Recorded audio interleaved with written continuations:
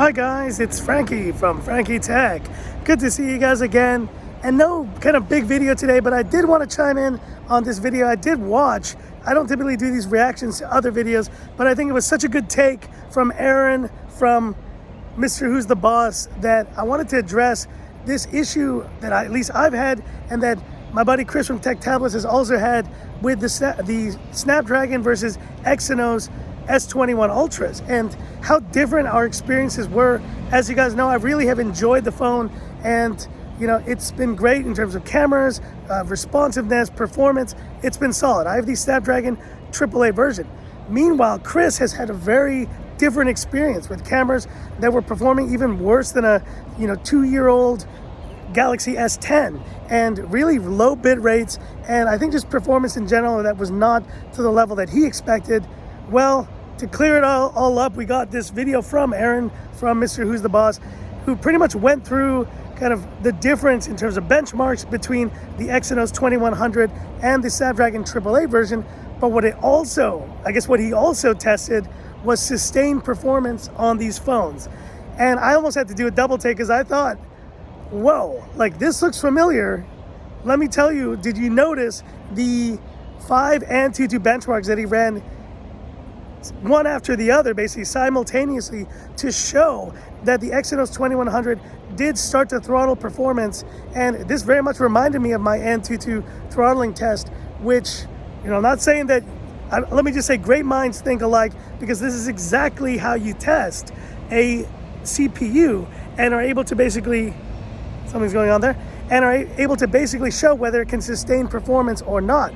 In the case of the Exynos 2100, the scores dipped quite a bit, while at least in my testing, the Snapdragon AAA version for the S21 Ultra, it actually did start throttling performance, but it stayed cool, and it stayed much cooler than both the Mi 11 that I tested and the Vivo IQ7 that I tested before that.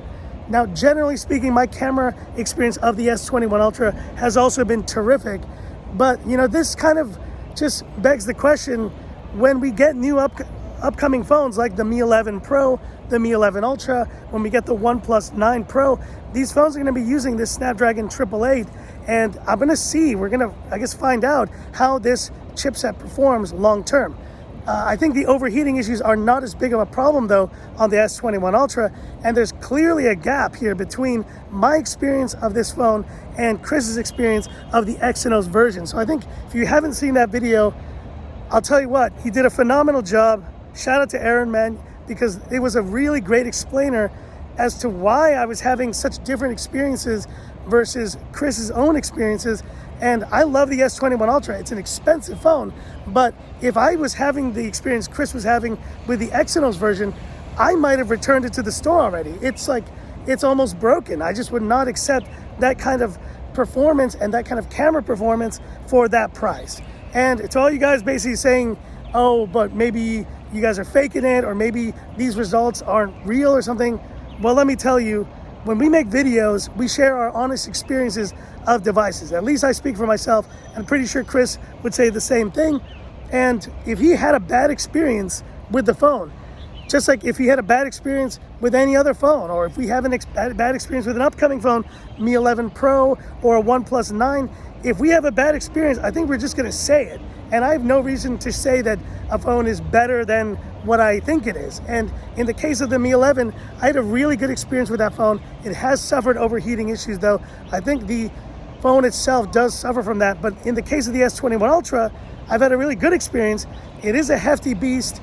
The price is it's just really high. It's almost kind of, it's just out of the possibilities of a lot of people to even purchase.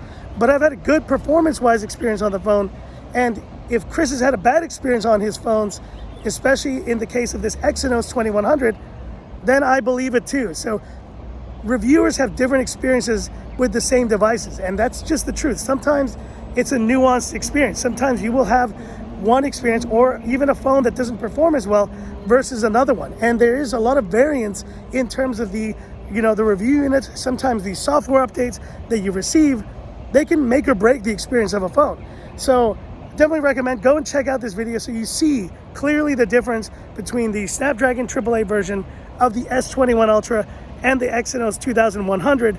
And now I guess it pretty much proves that, I mean, I hate to say that it takes a big YouTuber to kind of shine a light on an issue, but I think now more than anything else, it proves I was right, and it proves that Chris was right.